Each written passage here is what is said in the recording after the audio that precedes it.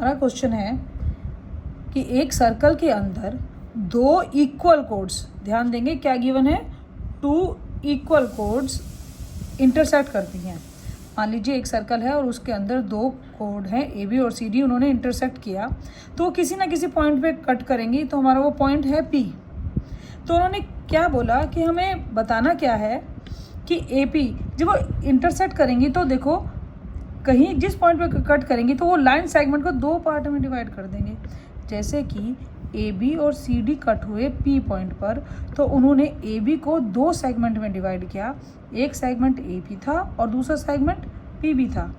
ऐसे ही जब C D P point पे कट हुआ तो सी डी किस पार्ट में कट हुआ, सी पी पे एक सेगमेंट बना और एक सेगमेंट बना पी और डी।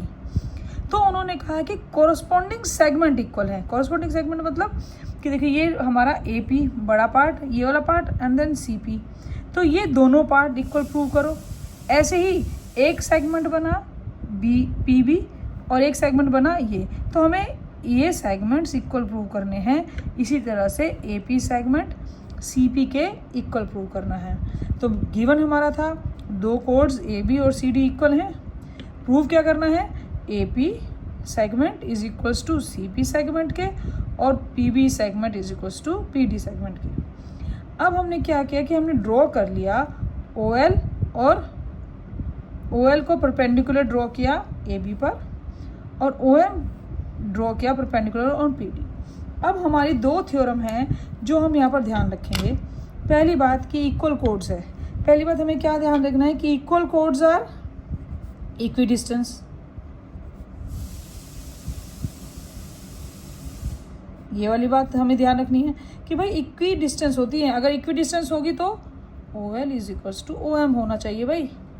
एक तो ये थ्योरम, और अगर हमने परपेंडिकुलर ड्रॉ किया है तो ये 90 है, और perpendicular drawn from divides perpendicular from centre divide code in equal parts.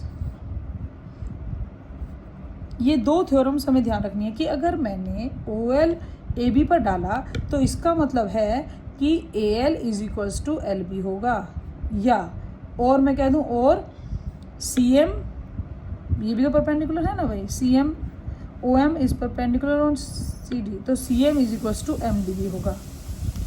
तो ये दो थ्योरम्स हैं हमारी सर्कल की, ये हमारी यहाँ पर बड़ी यूजफुल रहने वाली है, इन पर हम ध्यान देंगे। ठीक है, चलिए अब हम ये क्या करते हैं कि कंस्ट्रक्शन में एक काम और करते हैं कि हम ज्वाइन कर देते हैं ओ पी को। हमने एक काम और किया कि ज्वाइन किया ओ पी को। ठीक है, परपेंडिकुलर डाला था एक कंस्ट्रक्शन में, और ये अब ये ट्राइंगल और ये ट्राइंगल को हम लेंगे और इसमें हम प्रूव करेंगे कॉन्ग्रुएंसी।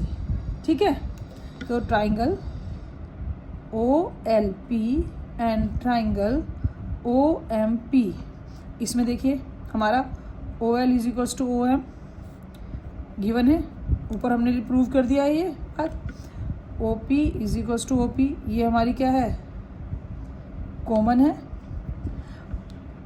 ठीक, और एंगल, दिस एंगल मैं 1 कह दूं और ये एंगल 1, ये एंगल 1 हुआ और ये एंगल हुआ 2। Angle 1 is equals to angle 2 के, ईच 90।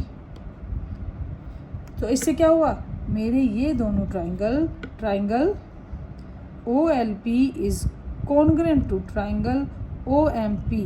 रीजन क्या होगा, right and hypotenuse and O M is the side. तो क्या बनेगा, R H S congruency rule से ये हमारे क्या हो गए, दोनों ट्राइंगल कॉन्ग्रुएंट हो गए। अगर कॉन्ग्रुएंट हो गए तो इसका मतलब क्या हुआ भाई, L P is equals to M P आ गया सी पी सी टी से। ठीक है, इतना आपको आया, तो मतलब कि हमारा एक काम यहाँ पर फिनिश हो जाएगा कि हम कंस्ट्रक्शन करने के बाद इन दोनों स्मॉल ट्राइंगल्स जो हमारे बने उन्हें आर एच एस से कॉन्ग्रुएंट कर लेंगे।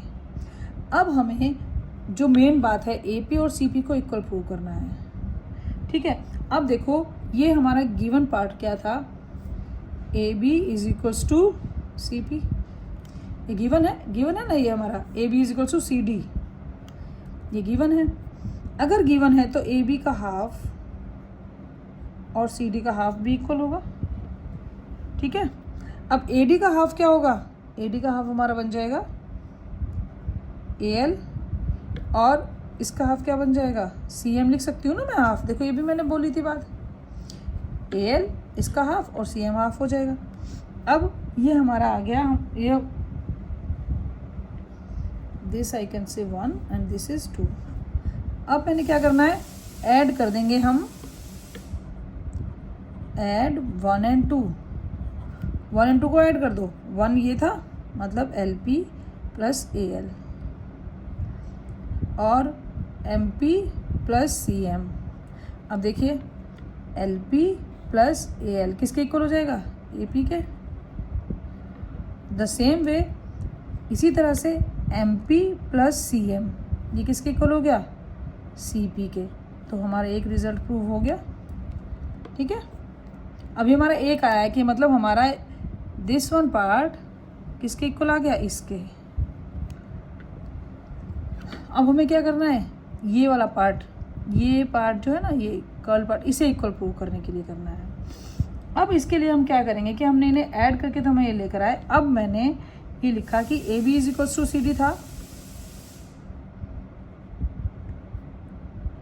ए B is equals to C D था ना। अब इसमें से मैं ये माइनस कर दूं, अगेन मैं ये लेकर आ रही हूँ यहाँ पर ए पी और सी पी, मैंने इन्हें माइनस कर दिया दोनों को। ये रिजल्ट तो गिवन है और ये मैंने प्रूव किया है। अब इन दोनों को माइनस करो, ए बी में से अगर ए पी माइनस कर दूँ तो क्या बन जाएगा? पी बी आ जाएगा। और सी डी में से अगर मैं सी पी वाला पार्ट माइनस कर दूँ तो क्या बचेगा? P D. और यही हमारा सेकंड रिजल्ट था जो हमें प्रूव करना था।